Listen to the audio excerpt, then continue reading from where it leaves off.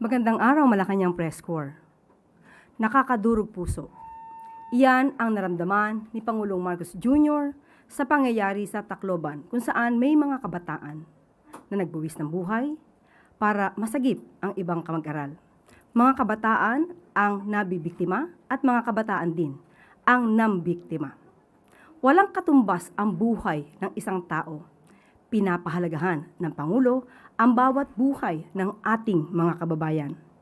Hindi man maibabalik ang buhay na nawala, hatid ng Pangulo ang lubos na pakikiramay at mahigit 1 million pesos na tulong pinansyal ang ipinaaabot ni Pangulong Ferdinand R. Marcos Jr.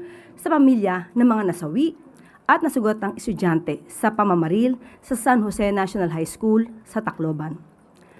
Ayon sa tanggapan ng Pangulo, makakatanggap ng tig 150,000 pesos ang pamilya ng tatlong nasawing estudyante at tig 50,000 pesos naman para sa 18 estudyanteng sugatan sa pamamaril.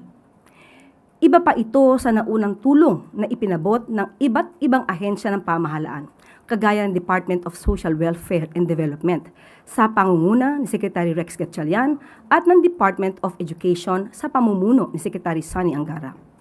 Maliban sa mga ito ay pinalakas na rin ng DepEd ang mga safety policies sa mga paaralan kasama ang paglalagay ng metal detectors, mga CCTV cameras at mga pinaigting na pakikipag-ugnayan sa mga magulang at barangay.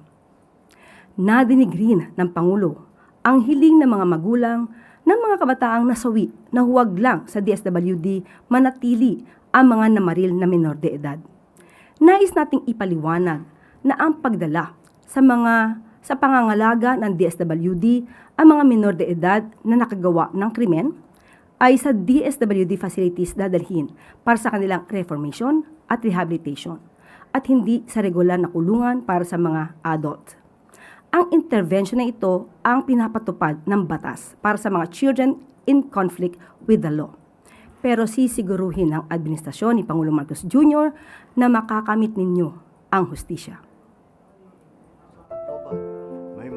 Na nawala at madami ang nasaktan sa isang nakagigimbal na insidente na pamamaril sa loob ng paaralan na kinasasangkutan ng mga estudyante. Kailangan maprotektahan ang ating mga kabataan. Maprotektahan laban sa karahasan, maprotektahan laban sa kapabayaan, maprotektahan laban sa panganib, at maprotektahan laban sa mga tahimik at pinagdaraanan at pasaning dinadala ng marami sa kanila. Kaya naman, inatasan ko ang ating mga ahensya sa edukasyon, kapulisan, kalusugan at lokal na pamahalaan na higit pang palakasin ang mga hakbang para sa kaligtasan ng mga mag-aaral sa buong bansa.